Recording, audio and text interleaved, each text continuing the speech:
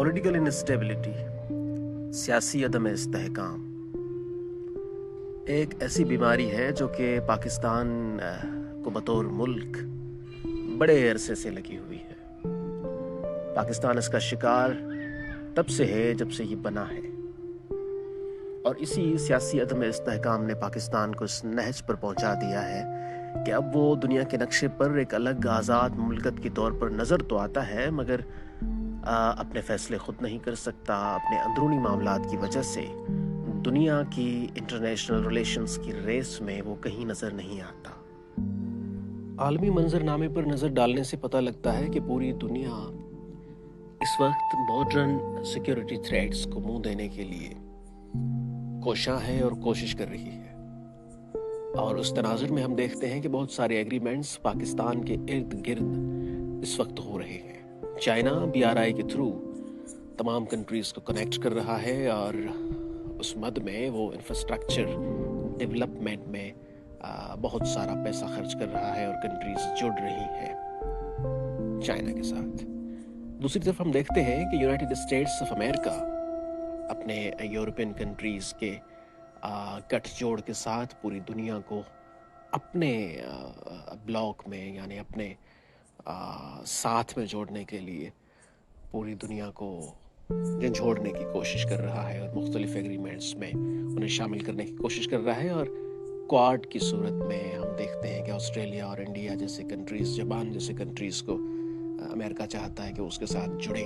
نہ صرف اتنا بلکہ انڈیا کے ساتھ تو بہت سارے انٹیلیجنس شیئرنگ اور اسٹریٹجک ایگریمنٹس بھی امریکہ نے کیے ہوئے ہیں۔ ان کی وجہ یہ ہے کہ پوری دنیا اس وقت نان ٹریڈیشنل سیکیورٹی تھریٹس کے زد میں ہے، جن میں دو اہم کلائمیٹ چینج اور ہائبرڈ وارفیئر مانے جاتے ہیں۔ کلائمیٹ چینج کا ایک نمونہ تو پاکستان 2022 میں فلڈز کی صورت میں دیکھ چکا ہے، جس میں 1/4 آف دا کنٹری جو ہے وہ پانی میں ڈوب گیا تھا، اور بہت زیادہ انفراسٹرکچر بھی تباہ ہو گیا، ملینز اور بلینز میں نقصان ہوا ہمارا، اور لوگ آج تک ریہیبلیٹ نہیں ہو سکے۔ اور ہائبرڈ وارفیئر کا ٹارگیٹ بھی پاکستان مختلف وقتوں میں بنتا رہتا ہے، جیسے کہ حال ہی میں ہم نے دیکھا کہ ہمارے بڑے bank national bank of Pakistan کا پورا سسٹم جو ہے وہ کولیپس کر گیا، اور کہیں سے بیٹھ کر کسی نے اسے ہائی جیک کر لیا تھا۔ اور اس کے علاوہ مس انفارمیشن اور ڈس انفارمیشن کے ذریعے مختلف وقتوں میں پاکستان میں سیاسی اور مذہبی عدم استحکام کے لیے کوششیں کی جاتی ہیں، اور کیوس کی صورتحال پاکستان میں کریٹ بہرحال ہو جاتی ہے۔ اس کے علاوہ ہم دیکھتے ہیں کہ پوری دنیا اس وقت کووڈ-19 اور روس اور امریکہ کی جنگ کے بعد پیدا ہونے والی صورتحال سے نمٹنے کے لیے بھی کوشش کر رہی ہے، کیونکہ ان دونوں وجوہات کی وجہ سے پوری دنیا کی معیشت اس وقت بہت مشکل وقت سے گزر رہی ہے۔ کئی ملکوں نے اس کی وجہ سے کئی ایگریمنٹس کیے ہیں اور کئی ایگریمنٹس توڑے ہیں۔ مڈل ایسٹ میں سعودی عربیہ اور امریکہ کی دوری اس کا ایک سبب ہم دیکھ سکتے ہیں۔ یہ تمام معاملات جو ہم ذکر کر رہے ہیں، ان تمام معاملات کا اثر پاکستان پر بھی اتنا ہی ہوتا ہے جتنا کہ باقی ممالک پر، کیونکہ پاکستان بھی بہرحال اس ورلڈ سسٹم کا حصہ ہے۔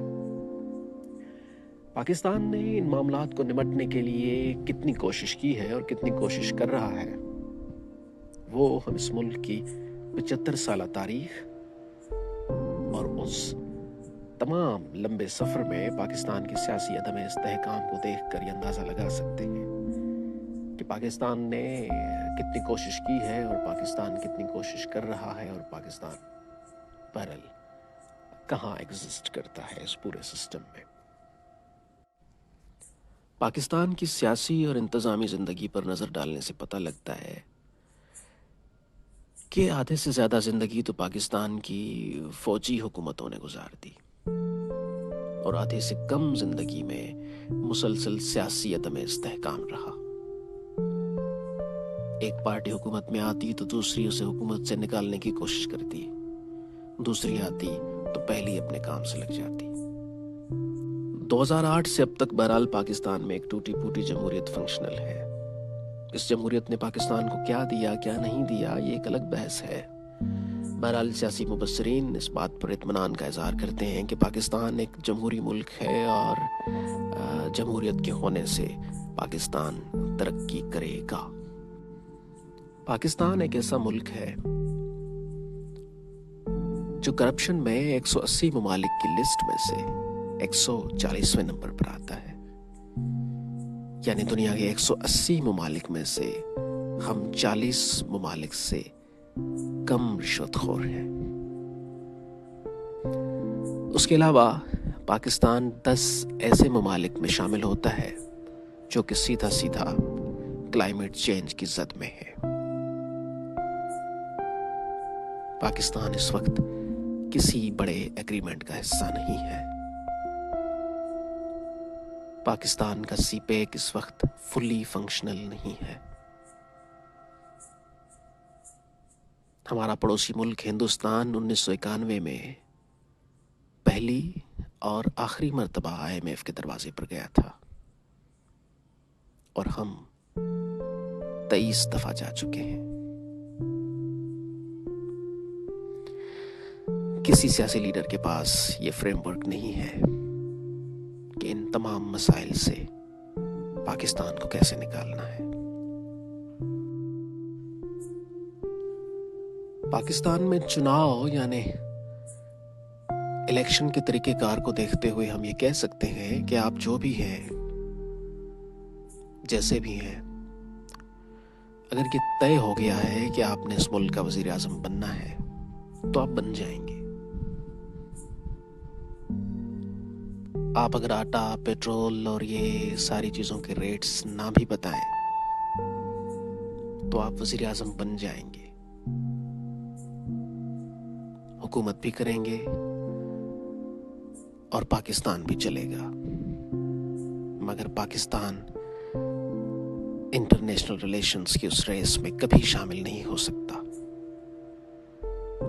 جب تک یہاں پر سیاسی استحکام قائم نہیں ہوتا.